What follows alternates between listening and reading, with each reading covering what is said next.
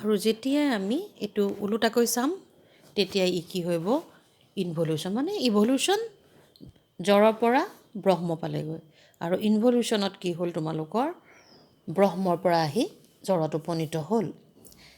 এতিয়া তোমালোকে অৰবিন্দৰ লাইফ ডিভাইনৰে কোনো অংশত in the some pages of chapters of Aurobindo's life divine we found that অৰবিন্দই কি কৰিছিলে কেতিয়াবা মাজে মাজে দেয়াৰ আৰ 8 ষ্টেজ বুলিও কৈছিলে 8টা আৰু এই 8টা কওঁতে তেওঁ কি দেখাইছিলে নম্বৰ 1 মেটাৰ বা জড়, নম্বৰ 2 লাইফ, নম্বৰ 3 জীৱন, নম্বৰ 3 চাইকি প্ৰাণ, নম্বৰ 4 মাইণ্ড বা মন, নম্বৰ 5 ছুপাৰ মাইণ্ড মানে অতিমানস বা অতিমন, 6 ব্লিছ বা আনন্দ, 7 আৰু 8তে হেৰিটো আহিছে এক্সিষ্টেঞ্চ কনচিয়াছ ফ'ৰ্চটো এটা দেখাইছিলে 7 নম্বৰত আৰু 7 নম্বৰত দেখাইছিলে কনচিয়াছ ফ'ৰ্চ আৰু এক্সিষ্টেঞ্চটো তাৰ পৰা আঁতৰাই আনি কি কৰিছিলে 8 নম্বৰত এক্সিষ্টেঞ্চটো দেখুৱাইছিলে। তোমালোকে চোৱা তোমালোকৰ নিজৰ যিখিনি মই লিখা দিছিলোঁ তাত চোৱা প্ৰথমতে 7 নম্বৰত আছিলে এক্সিষ্টেঞ্চ কনচিয়াছ ফ'ৰ্চ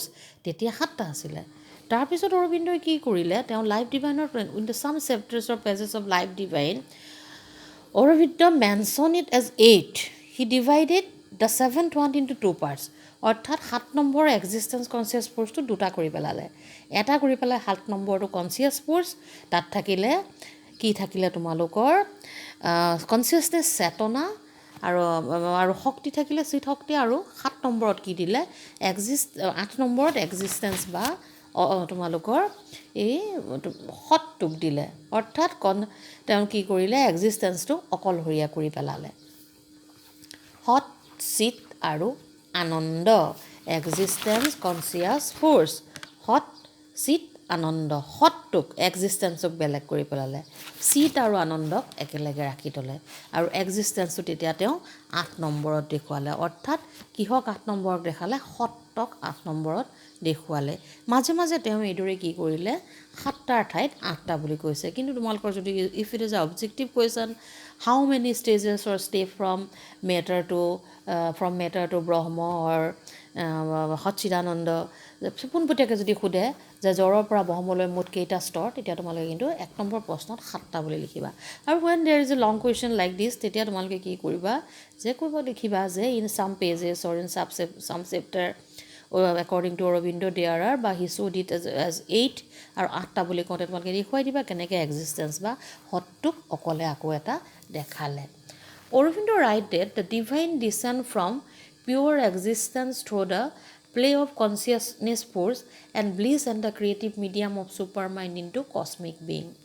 Aurobindo কি বুলি কৈছিলে যে ইট ইজ এ প্লে বুলি কৈছিলে লীলা কি হওক লীলা বুলি কৈছিলে তেওঁ অৰবিন্দই যে কি কৰিছিলে কেনেদৰে জড়ই মেটাৰে লাইফ চাইকি আৰু মাইণ্ড ছুপাৰ মাইণ্ড এইবিলাকৰ মাজেৰে গৈ এক্সিষ্টেঞ্চ কনচিয়াছ ফ'ৰ্চত উপনীত হৈছিলে।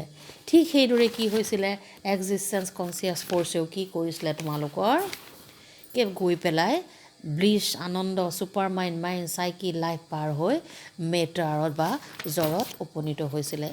আচলতে মূল কথাটো কি তেনেহ'লে যে জড়ৰ মাজতো ব্ৰহ্ম আছে আৰু বিকশিত ক্ৰমবিৱৰ্তিত হৈ হৈ হৈ হৈ হৈ হৈ এটাকৈ গৈ পেলাই সচ্চিদানন্দত উপনীত হৈছে। সেইদৰে সচ্চিদানন্দৰ মাজতো কি আছে দেয়াৰ ইজ কি তোমালোকৰ মেটাৰ আছে যিটো ক্ৰমে নিম্নমুখী গতিত আহি জড়ত উপনীত হৈছে। According to Aurobindo, there are 2 hemispheres.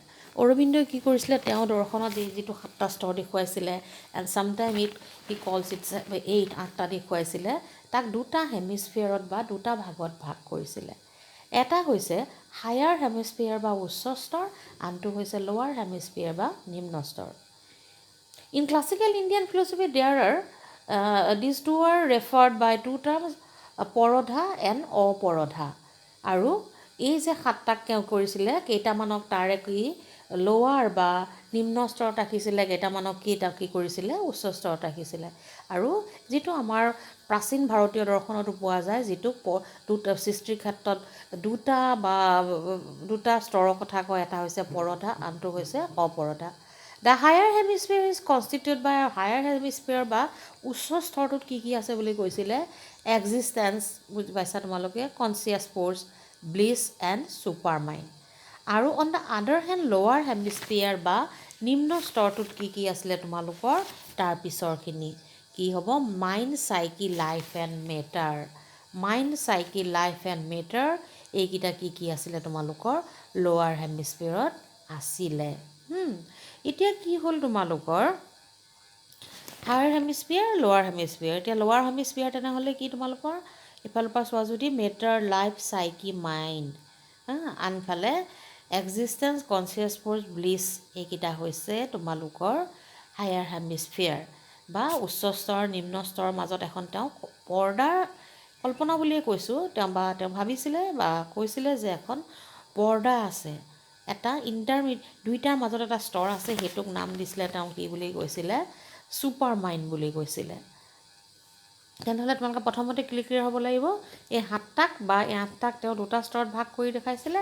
এটা হৈছে লৱাৰ বা উচ্চ স্তৰ, আনটো হৈছে কি তোমালোকৰ নিম্ন স্তৰ। আৰু যিটো পৰধা বা অপৰধা বুলি প্ৰাচীন ক্লাছিকেল ইণ্ডিয়ান ফিলচফিত কোৱা হৈছে। দ্য হায়াৰ হেমিস্ফিয়াৰত কি থাকিব বুলি পালোঁ আমি, এক্সিষ্টেঞ্চ, সৎ বা অস্তিত্ব, কনচিয়াছ ফ'ৰ্চ, তাৰপিছত থাকিব ব্লিছ বা আনন্দ, আৰু ছুপাৰ মাইণ্ড। আৰু নিম্ন স্তৰটোত কি থাকিব তোমালোকৰ ৰিমেইনিং যিকেইটা থাকি গ'ল, সেই 4টা হৈছে তোমালোকৰ কি লৱাৰ হেমিস্ফিয়াৰ।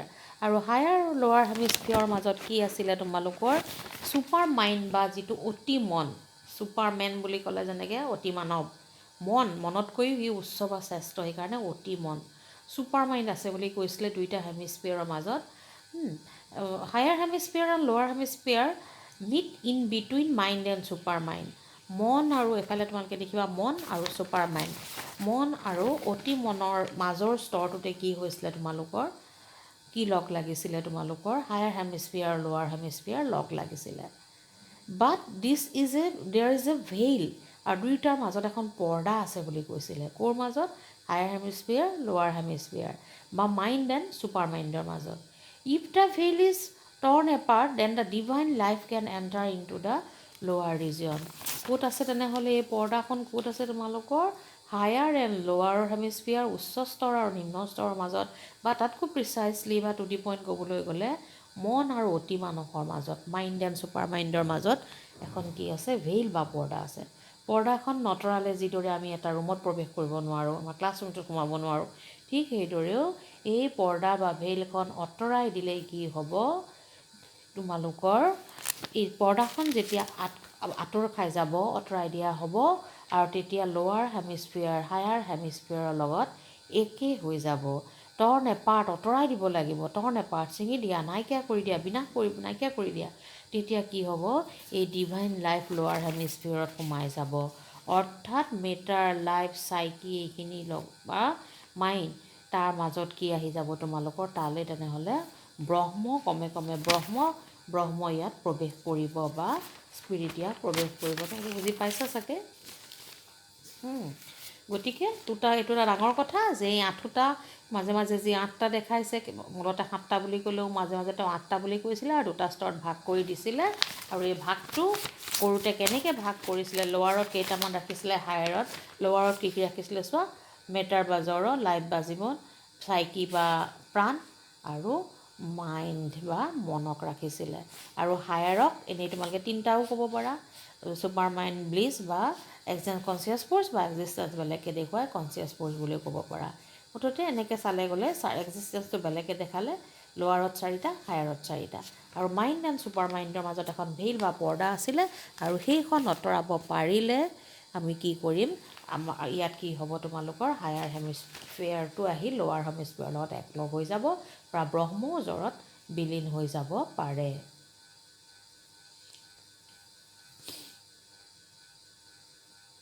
আৰু অৰবিন্দই কি কৰিছিলে তোমালোকৰ যে একৰ্ডিং টু অৰবিন্দ, স্পিৰিটটো তেনেহ'লে কি তোমালোকৰ মাজত, spirit is also' matter, matter is also' spirit. কি বুলি কৈছিলে তেনেহ'লে, জড়ৰ মাজতো তোমালোকৰ ব্ৰহ্ম লুকাই আছে, আৰু ব্ৰহ্মৰ মাজতো জড় লুকাই আছে।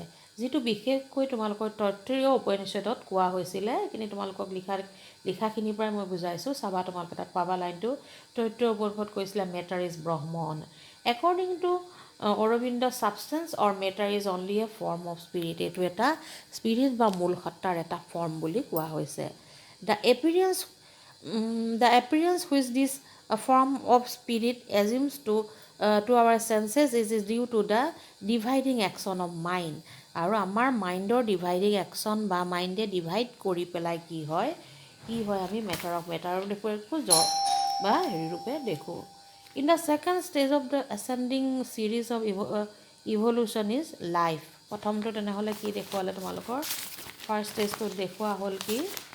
প্ৰথমত তোমালোকে প্ৰথম মেটাৰ পালা, তাৰপিছত লাইফ পালা। এইকেইটা এটা এটাকৈ আকৌ মই কৈ দিছোঁ, চাইকি এনেদৰে তোমালোকৰ 8টা বা 7টা বুলি দেখুৱালা।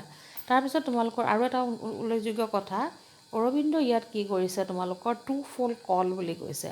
The call from bill' and the response from above. যে যিদৰে কল ফ্ৰম বিল' জৰয়ো কি কৰে তোমালোকক সচ্চিদানন্দক তোমালোকৰ আহ্বান কৰে, কল বা আহ্বান। সেইদৰে ৰেছপন্স ফ্ৰম এবভ, সেইদৰে সচ্চিদানন্দয়ো কাক আহ্বান কৰে, কল কৰে? জৰক আহ্বান কৰে। অৰ্থাৎ জৰই কয় তুমি নামি আহা, আৰু যেন বুজাবলৈ কৈছোঁ, জৰই কয় নামি আহা, আৰু কি ব্ৰহ্মই কি হয় ব্ৰহ্ময়ো কয় তুমি উঠি আহা। In the consciousness is mind this is an urge for evolving. আৰু কি বুলি কৈছে? মনৰ এইটো এটা urge to evolve to super mind. যে কি কৰিবলৈ? Consciousness is mind is a urge for evolving to super mind. মন আৰু এইটো এটা আৰ্জ এটা থাকে, এটা কি থাকে তোমালোকৰ? আৰ্জ মানে কি বুলি ক'বা? এটা এক ধৰণৰ টেণ্ডেঞ্চি, প্ৰৱণতা থাকে। আৰু প্ৰৱণতা কি থাকে? মেটাৰ বা জড় গৈ ব্ৰহ্মত পৰিণত হোৱা, আৰু ব্ৰহ্মও কি মেটাৰলৈ নামি অহা। অৰবিন্দছ ফিলচফি অফ ইভলিউশ্যন পঢ়োঁতে আৰু এটা কথা আমাৰ উল্লেখযোগ্য যে ইয়াত এটা বস্তু দেখা পোৱা যায় যে অৰবিন্দৰ দৰ্শন কিহৰ দ্বাৰা তোমালোকৰ হেৰি হৈছিলে, প্ৰভাৱিত হৈছিলে? বিশেষকৈ তোমালোকৰ সাংখ্যৰ